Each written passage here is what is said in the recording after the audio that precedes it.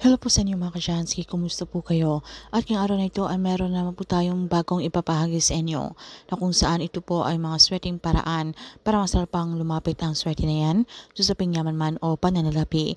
So bago po ang lahat ay nais ko lang po i-promote sa inyo para po sa mga gusto ng mga pampaswerte sa inyong mga negosyo, sa inyong mga trabaho, sa inyong mga career, o kung kayo po ay mahilig maglaro ng anumang uri ng sugal, meron po tayong pampaswerte dyan. Para po sa mga interesado ay mag-PM lamang po kayo sa akin. So anyway, kung kayo po ay mahilig maglaro ng anumang uri ng sugal or wala po kayong mga swerte sa parapol, kung online games man yan, sabong, so kung kayo po ay laging minamalas, so pwede niyo pong gawin o subukan ang ritual na ito.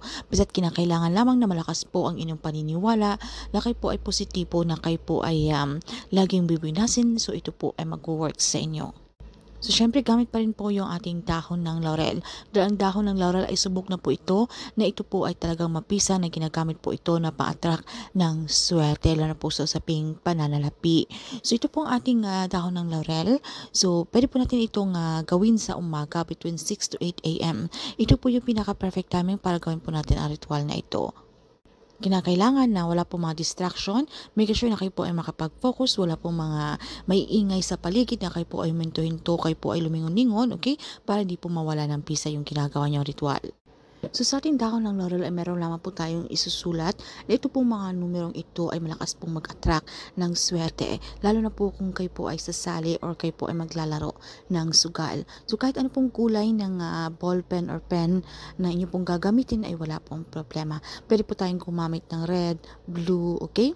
So kahit ano po yung available or black, anything mga kasyansky. So dito po sa ating dahon ng laurel, sulat nyo lamang po ang ating numerong 777 or triple number 7.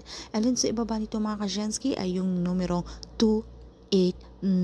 Okay? Yung mga sikretong numerong ito ay makakatulong para kayo po ay lapitan ng swerte. Pagkatapos, bulungan nyo lang po itong dahon ng laurel ng inyong mga intensyon o inyong mga wishes kung ano po ang inyong mga kahilingan. And then, kumuha po tayo ng lighter or posporo.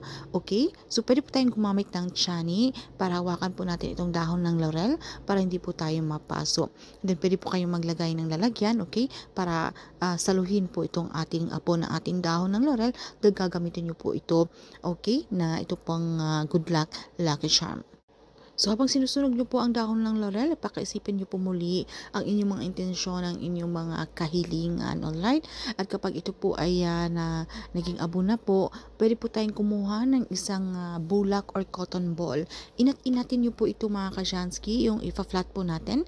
Itong ating abo po ng dahon ng laurel, ilagay nyo po ito sa loob po, okay, ng ating bulak or cotton ball. And then pagkatapos, takpan nyo lamang po yung ikaveran po natin itong ating abo ng ating dahon ng laurel. Pwede po tayong gumamit ng scotch tape para mas lalo pong sumara itong ating